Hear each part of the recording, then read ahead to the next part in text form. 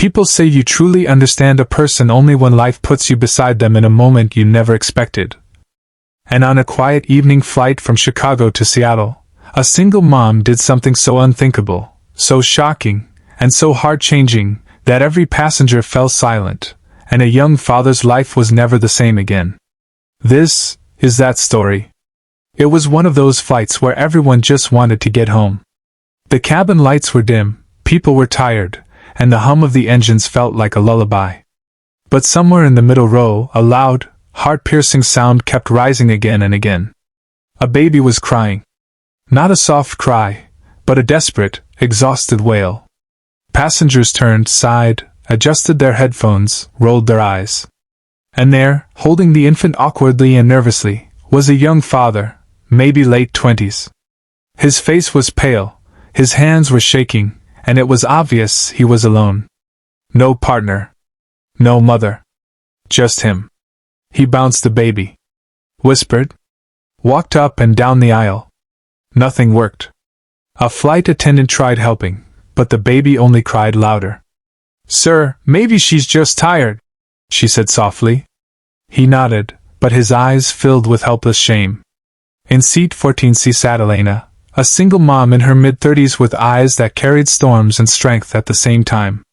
Her own daughter was 12 now, but Elena remembered those early days, the nights of crying, the loneliness, the exhaustion that felt heavy enough to crush a soul. She watched the father struggle. She watched the people judge. And she watched the baby fight for comfort she couldn't express. Her heart ached.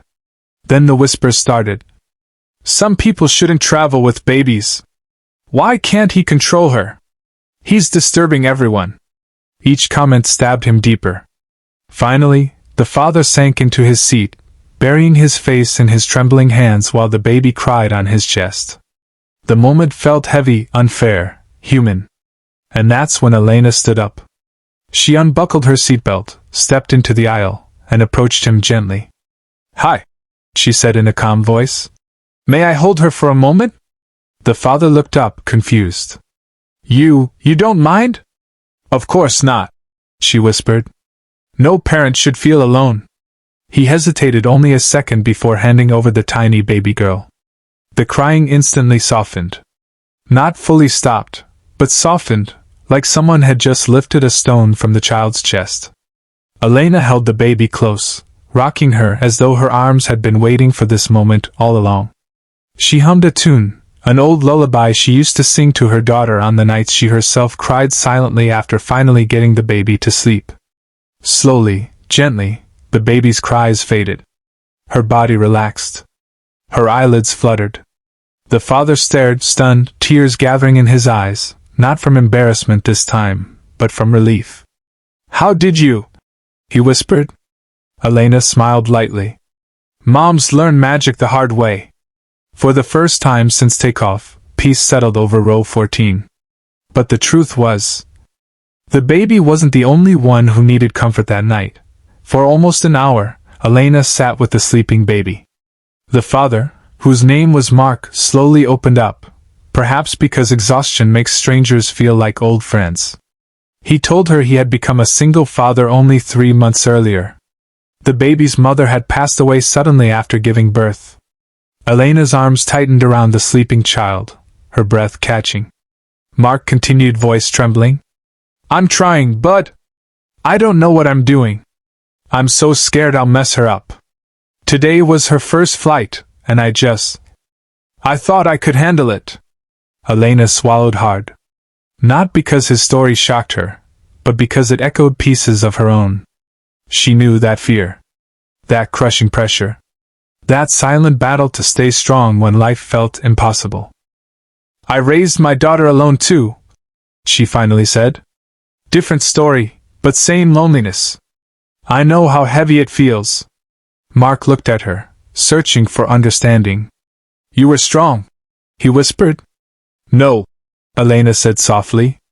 "I was just required to be." For a long moment neither spoke. The plane hummed. The baby slept. Two strangers shared a loneliness only single parents understand. Then turbulence shook the plane gently. The baby stirred, But Elena brushed a hand across her tiny back and she settled again. "You're good with her," Mark said. "You will be too," she replied firmly. "You already are. You just need someone to remind you." He exhaled shakily, as if releasing months of buried guilt. Before landing, Elena handed the baby back carefully. But the moment their hands met, Mark looked at her like someone who had just been given a lifeline. "Thank you," he whispered. "You didn't just help her, you helped me." Elena touched his arm gently. "You're not alone, Mark.